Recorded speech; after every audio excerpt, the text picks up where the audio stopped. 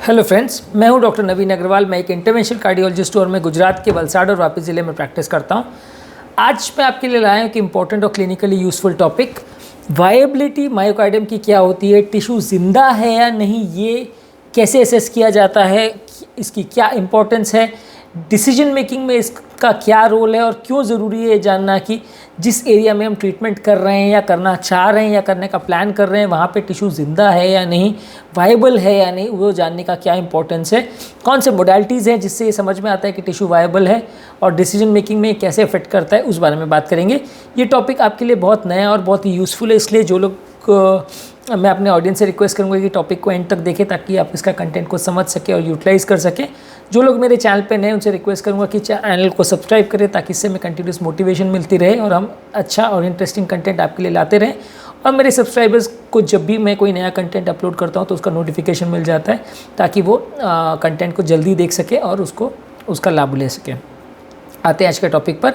Basically viable myocardium क्या है, इसको समझेंगे। सबसे पहले जानना ज़रूरी कि मायोकार्डियम क्या है। मायोकार्डियम यानी हार्ट का स्नायु या हार्ट का टिश्यू जो हार्ट को कॉन्ट्रैक्ट करता है। हार्ट बेसिकली मसल है और हार्ट का मसल को मायोकार्डियम बोलते हैं। हार्ट का मसल टिश्यू बेसिकली 3 लेयर्स का होता है, एक एंडोकार्डियम, मायोकार्डियम और एपिकार्डियम। इसमें जो बीच का लेयर है जो हार्ट का मेन कोर है जिसकी वजह से हार्ट बीट करता है, कॉन्ट्रैक्ट करता है, ताकत आती है, उसे मायोकार्डियम बोलते हैं। वायबिलिटी असेस करने का मतलब है कि बेसिकली हार्ट का टिश्यू जिंदा है या नहीं, वो देखने की ज़रूरत है कि अगर जो टिश्यू अटैक में डैमेज हुआ है या अटैक में जो एरिया अफेक्टेड हुआ है उसमें वो एरिया जिंदा भी है कि नहीं, या वो टिश्यू परमानेंटली मर चुका है या नहीं, ये देखने को असेसमेंट को वायबिलिटी असेसमेंट बोलते हैं। इसको जानना और समझना इसलिए ज़रूरी है क्योंकि जब हम एंजियोप्लास्टी करते हैं तो वो जिस एरिया में हम ब्लड सप्लाई को चालू करते हैं, अगर वहाँ का एरिया ऑलरेडी डेड या डैमेज हो चुका है तो वहाँ पे एंजियोप्लास्टी या नली को खोलने का या बाईपास सर्जरी को करने का कुछ ज़्यादा फायदा नहीं होगा, क्योंकि इन सब टेक्निक्स के द्वारा हम खाली नली को खोल सकते हैं, यानी रक्त का प्रवाह चालू कर सकते हैं, ब्लड सप्लाई को चालू कर सकते हैं। लेकिन अगर उस एरिया में जहाँ पे हम नली को खोल रहे हैं वहाँ अगर टिश्यू ऑलरेडी डेड हो चुका है या टिश्यू ऑलरेडी डैमेज हो चुका है, ऑलरेडी अगर मर चुका है, तो वहाँ पे नली को खोलने का भी कुछ फ़ायदा नहीं होगा। ये बेसिकली वैसा है कि गार्डन में अगर पौधा जीवित हो तो पानी देने का मतलब है, पौधे मर जाए उसके बाद कितना भी अब पानी दो, पानी वेस्ट ही होगा, पौधे को उससे कुछ फ़ायदा नहीं होगा क्योंकि वो ऑलरेडी मर चुके हैं।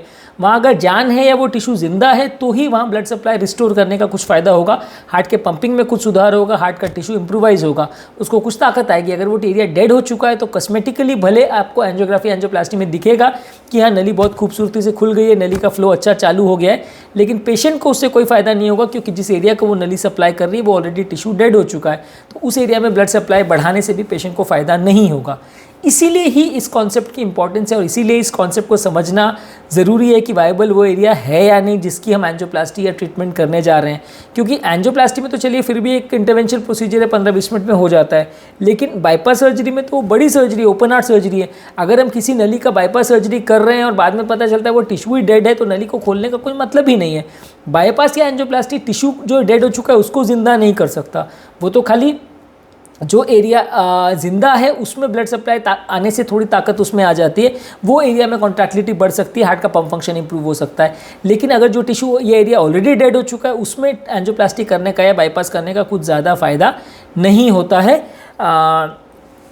एक और कॉन्सेप्ट है जिसे स्टन्ड मायोकार्डियम या हाइबरनेटिंग मायोकार्डियम बोलते हैं। जब हार्ट की नली बंद होती है तो एक तरह से सेल्स कुछ मर जाते हैं, कुछ अनकॉन्शियस हो जाते हैं। बेसिकली जब नली बंद होती है तो ये नलियाँ हार्ट को ग्लूकोज और ऑक्सीजन सप्लाई करती है, जिसकी वजह से जब नली बंद होती है तो सेल्स मरना चालू हो जाते हैं। यूजली ये सेल्स आधे घंटे में मरना चालू हो जाते हैं, 12 घंटे में डैमेज कंप्लीट हो जाता है। तो 12 घंटे के बाद टेक्निकली वो टिश्यू नॉन वायबल हो जाता है, यानी मर चुका होता है, उसको हम वापस स्टेंट करते हैं, बाईपास करते हैं तो कुछ फ़ायदा नहीं होता है। लेकिन इसमें कुछ परसेंटेज ऑफ टिश्यू ऐसा होता है जो हार्ट अटैक आने की वजह से एक तरह से अनकॉन्शियस हो जाते हैं, सेल्स मरते नहीं है, अनकॉन्शियस हो जाते हैं। अगर वो थोड़ी देर के लिए अनकॉन्शियस हो तो उसे स्टन्ड मायोकार्डियम बोलते हैं, थोड़ी देर के लिए बेहोशी होती है। ऐसे केस में नली में अगर ब्लड सप्लाई चालू हो जाए तो 1-2 दिन के अंदर वो सेल्स में कॉन्ट्रैक्टिलिटी आ जाती है और हार्ट की ताकत बढ़ जाती है। एक होता है हाइबरनेटिंग मायोकार्डियम जिसमें वो हार्ट का टिश्यू लंबे समय तक एक शिथिल अवस्था या अनकॉन्शियस स्टेट में चला जाता है, जहाँ पर वो महीनों तक या हफ्तों तक बेहोश पड़े रहेंगे सेल्स। धीरे धीरे करके जब पंप फंक्शन इंप्रूव होगा, कॉन्ट्रैक्टिलिटी बढ़ेगी, ब्लड सप्लाई आएगा, तो धीरे धीरे करके वो एरिया में जान आएगी, ताकत इंप्रूव होगी, वो डेड से अलाइव होगा, लेकिन उस काम में हफ्तों महीनों लगेंगे। यानी स्टन्ड और हाइबरनेटिंग मायोकार्डियम में डिफरेंस ये है कि स्टन्ड थोड़ी देर के लिए अनकॉन्शियस अगर सेल्स हो तो उसको स्टन्ड मायोकार्डियम बोलते हैं, और लंबे समय तक अगर शिथिल अवस्था में चले जाएं या कुछ काम ना कर पाए ऐसी अवस्था में चले जाएं, बेहोश हो जाए, तो उसे हाइबरनेटिंग मायोकार्डियम बोलते हैं। स्टंट और मायोकार्डियम, हाइबरनेटिंग मायोकार्डियम जो है ये रिलेटिवली जिंदा मायोकार्डियम है और इसमें अगर नली का ब्लड सप्लाई चालू हो तो पंप फंक्शन में सुधार हो सकता है, एरिया जिंदा वापस से हो सकता है। लेकिन जो एरिया डेड हो चुका है, नेक्रोस हो चुका है, सड़ चुका है, उसमें जान नहीं आएगी और वो एरिया में एंजियोप्लास्टी या बाईपास करने का भी कुछ फ़ायदा नहीं मिलेगा पेशेंट को। तो इसलिए ये जानना और समझना बहुत ज़्यादा ज़रूरी है कि जिस एरिया में हम एंजियोप्लास्टी करने वाले हैं या स्टेंट लगाने वाले हैं या ट्रीटमेंट करने वाले हैं वो एरिया ज़िंदा भी है या नहीं, या वो सेल्स वायबल हैं या नहीं, या स्टंट है या वायबल है या डेड है, इसको डिफ्रेंशिएट कर पाना बहुत ज़्यादा ज़रूरी है। तभी हम डिसाइड कर सकेंगे कि हमें एंजियोप्लास्टी या ट्रीटमेंट करना है या नहीं। अब इसको जज कैसे करते हैं, समझते कैसे हैं? सबसे इजी टूल है ईसीजी। ईसीजी में अगर लॉस ऑफ आर वेव्स, यानी ईसीजी में यह होता है कि हार्ट का कॉन्ट्रैक्टिलिटी डिपेक्ट करता है कि आर वेव्स कितने बनते हैं।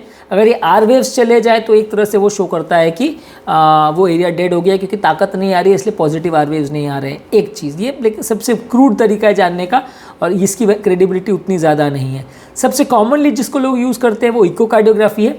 इकोकार्डियोग्राफी में हार्ट की दीवार कितनी पतली पड़ गई है ये बेसिकली हम जज करते हैं। बेसिकली जब सेल्स मरना चालू हो जाते हैं तो हार्ट की दीवार पतली पड़ जाती है, जो कि इकोकार्डियोग्राफी में अगर इतनी थिकनेस है और अगर पतली पड़ जाएगी, छोटी दिखेगी, सिकुड़ी हुई दिखेगी, तो वो बेसिकली उसको हम कह सकते हैं कि वो एरिया डेड हो चुका है। जितने ज़्यादा पतली होगी उतना डेड माना जा सकता है वो एरिया को। और एक बेसिक कट ऑफ होता है कि लेस देन अगर 5 मिलीमीटर से ज़्यादा अगर उसकी थिकनेस हो जाए तो बेसिकली उसे डेड माना जा सकता है। हालांकि ये भी बहुत श्योर शॉट एविडेंस नहीं है कि वो टिश्यू और उसके सारे सेल्स मर ही चुके हैं, लेकिन कंपैरेटिवली एक सिग्निफिकेंट एविडेंस दे देता है कि अगर वो एरिया में वाइबिलिटी बहुत कम है, वो एरिया पतला दिख रहा है, तो काफ़ी चांसेस है कि वो सेल्स मर चुके हैं।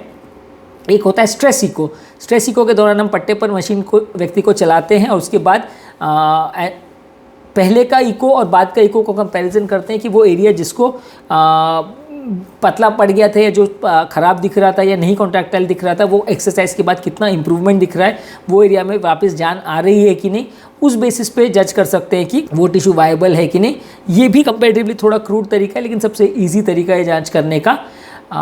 इसके अलावा एक डोब्यूटामिन स्ट्रेस इको होता है। जो लोग ज़्यादा चल फिर नहीं पाते हैं, एक्सरसाइज नहीं कर पाते, उसमें हम केमिकल डोब्यूटामिन से स्ट्रेस आउट करके हार्ट को असेसमेंट करते हैं कि वो एरिया ज़िंदा है कि नहीं।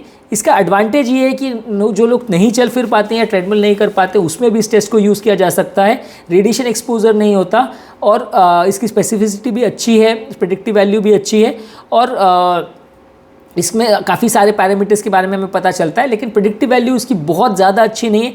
स्पेसिफिसिटी अच्छी है, सेंसिटिविटी कम है। जिन लोगों का धबकारे की अनियमितता है या बीपी वगैरह बहुत ज़्यादा है, उसमें इसके रिजल्ट्स बहुत अच्छे नहीं आते। और अगर इसकी इमेज क्वालिटी बहुत अच्छी नहीं है, व्यक्ति का इकोकार्डियोग्राफी पिक्चर अगर बहुत अच्छा नहीं आ रहा है, तो रिपोर्ट्स बहुत अच्छी नहीं आती। और plus observer to observer variations भी बहुत ज़्यादा आता है, जिसे इंटर ऑब्जर्वर वेरिएशन बोलते हैं, तो इसमें वेरिएबिलिटी भी बहुत ज़्यादा आती है।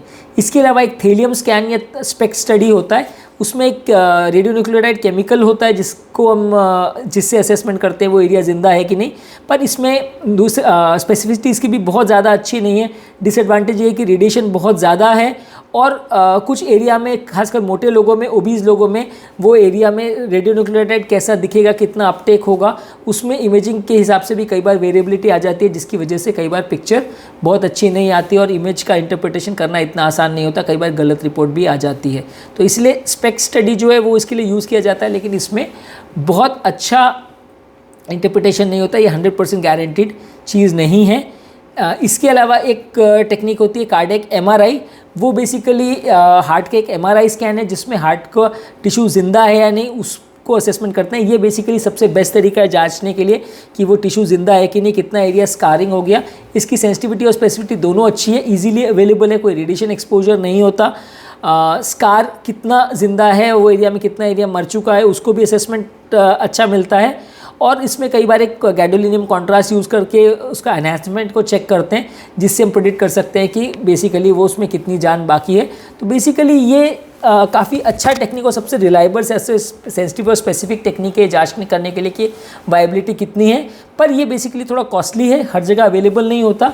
रूटीन एमआरआई जो हॉस्पिटल्स या जो लैब्स में होता है वहाँ सब जगह कार्डियक एमआरआई नहीं होता, क्योंकि इसका सॉफ्टवेयर अलग आता है और थोड़ा कॉस्टली आता है। तो इसलिए ऐसा नहीं है कि किसी सिटी में एमआरआई मशीन है तो सब जगह कार्डियक एमआरआई होता है।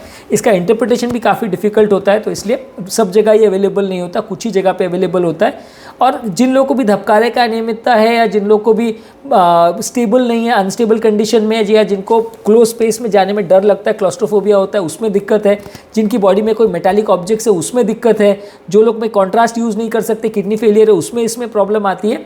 और हृदय गति को अच्छी तरह से कंट्रोल करना ज़रूरी है, ईसीजी गेटिंग करना ज़रूरी है, क्योंकि गति अगर ज़रा भी ज़्यादा होगी तो इसके असेसमेंट में उतना अच्छा नहीं रिजल्ट आएगा और पेशेंट की वायबिलिटी असेसमेंट काफ़ी बार गलत होगी।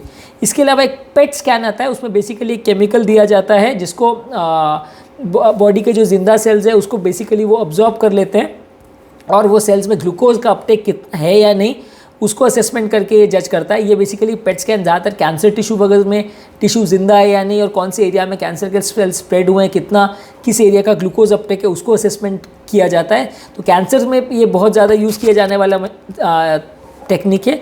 हार्ट के पेशेंट्स में भी वायबिलिटी असेसमेंट करने के लिए यूज़ करते हैं, पर इसका थोड़ा कॉस्ट ज़्यादा है, रेडियोन्यूक्लियर केमिकल यूज़ होता है और अवेलेबल ये बहुत जगह नहीं होता, तो इसलिए कंपैरेटिवली सब जगह इसको यूज़ नहीं किया जाता। जो वायबिलिटी का, जैसे मैंने कहा कि जो एरिया ज़िंदा है वहाँ एरिया में एंजियोप्लास्टी करने का फ़ायदा है, जो एरिया में टिश्यू डेड हो चुका है वहाँ एंजियोप्लास्टी करने का उतना फ़ायदा नहीं है। कई बार वैसे पेशेंट में जहाँ मल्टीवेसल डिजीज़ होता है और एक नली का एरिया डेड हो गया है तो कई बार हम उसके बदले दूसरी नली को खोल के उसको सप्लाई करने का कोशिश करते हैं, क्योंकि कोलैटरल्स और सप्लाई या काम करने की ताकत वो एरिया पर ज़्यादा डिपेंडेंट हो जाती है जिसका वायबिलिटी अच्छा है। तो अगर एक एरिया जिसमें अटैक आ चुका और वायबिलिटी ख़त्म हो गई है उसके अलावा बाकी नलियों को अगर हम खोलते हैं तो पेशेंट के सर्वाइवल के चांसेस कंपैरेटिवली बढ़ जाते हैं। और वायबिलिटी के बेसिस पे कई बार कहाँ पे एंजियोप्लास्टी करने से फ़ायदा होगा, कहाँ नहीं होगा, ये सारी चीज़ें हम असेसमेंट कर सकते हैं। इसके अलावा वायबिलिटी असेसमेंट सिर्फ हार्ट अटैक के केस में नहीं, किसी को अगर हार्ट की मसल का डिश्यूज़ का डिजीज़ भी हो गया है, या किसी को हार्ट का इन्फेक्शन हो गया है जिसे मायोकार्डाइटिस बोलते हैं, हार्ट का कार्डियोमायोपैथी हो गया है, तो उसमें भी अगर हार्ट पतला पड़ गया है तो भी असेसमेंट करने के लिए मदद करता है कि व्यक्ति को ट्रीटमेंट से कितना फ़ायदा मिलेगा। अगर टिश्यू जिंदा है, वाइबल है, तो डेफिनेटली ट्रीटमेंट से फ़ायदा मिलेगा। अगर टिश्यू मर चुका है, दीवार पतली पड़ गई है, तो डेफिनेटली ट्रीटमेंट का फ़ायदा नहीं मिलेगा। सबसे कॉमनली वायबिलिटी असेसमेंट के लिए ईसीजी को यूज़ किया जाता है और सबसे बेस्ट तरीका उसको असेसमेंट करने के लिए एमआरआई स्कैन है। बाकी स्पेक स्कैन और डोबिटामिन स्ट्रेस इको और पेट स्कैन ये सब अवेलेबल तो है, पर इनका प्रेडिक्टिव वैल्यू कंपैरेटिवली कम अच्छा है, कॉस्ट थोड़े ज़्यादा है।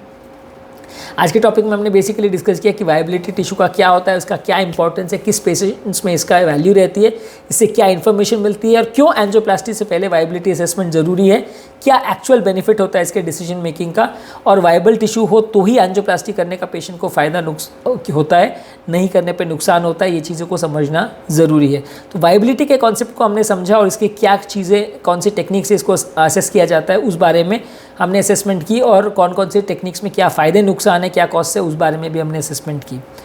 जो लोग मेरे चैनल पे नए हैं उनसे मैं रिक्वेस्ट करूँगा कि मेरे चैनल को सब्सक्राइब करें, ताकि इस तरह से हमें कंटिन्यूस मोटिवेशन और इंकरेजमेंट मिलती रहती है। मेरे चैनल का बेसिक पर्पज़ ये है कि हार्ट और हेल्थ से रिलेटेड साइंटिफिकली करेक्ट और यूज़फुल इन्फॉर्मेशन हम आपके लिए इजीली एक्सेसिबल अवेलेबल करते हैं, ताकि इस तरह की इन्फॉर्मेशन को यूज़ करके आप अपने पेशेंट्स को बेटर मैनेज कर सके, उनकी बीमारी को समझ सके और उनको समझा सके, उनके इलाज में भागीदार बन सके। आपको इस तरह की इन्फॉर्मेशन के लिए अपने डॉक्टर्स और फ्रेंड्स और रिलेटिव्स पर डिपेंडेंट ना होना पड़े, क्योंकि डॉक्टर्स कई बार टाइम कंस्ट्रेंट की वजह से आधी पड़ती इन्फॉर्मेशन देते हैं और गूगल से मिली हुई इन्फॉर्मेशन या फ्रेंड्स और रिलेटिव से मिली हुई इन्फॉर्मेशन कई बार आधी सही आधी गलत होती है, जिसको फॉलो करने से कई बार फ़ायदा होने के बदले नुकसान हो जाता है। तो इसलिए मैं चाहता हूँ कि ये साइंटिफिकली करेक्ट इन्फॉर्मेशन आपके लिए अवेलेबल हो, ताकि आप उसको फॉलो कर सके और पेशेंट को बेटर मैनेज कर सके। सो दिस इज डॉक्टर नवीन अग्रवाल, और मैं आपका तहे दिल से शुक्रिया अदा करता हूँ कि आपने मेरे कंटेंट को, टॉपिक को पूरा देखा और वायबिलिटी टिश्यू का क्या होता है उसके बारे में शायद आपको अच्छी इन्फॉर्मेशन मिली होगी। अगर आप मेरे चैनल पे नए हैं तो मैं आपको रिक्वेस्ट करूँगा कि चैनल को सब्सक्राइब कीजिए और हमें वीडियोज़ को हमारे लाइक कीजिए, और अगर आपको लगता है कि कंटेंट आपके फ्रेंड्स और रिलेटिव्स के लिए यूज़फुल है तो इसको लिंक को उनके साथ शेयर करें। Thank you.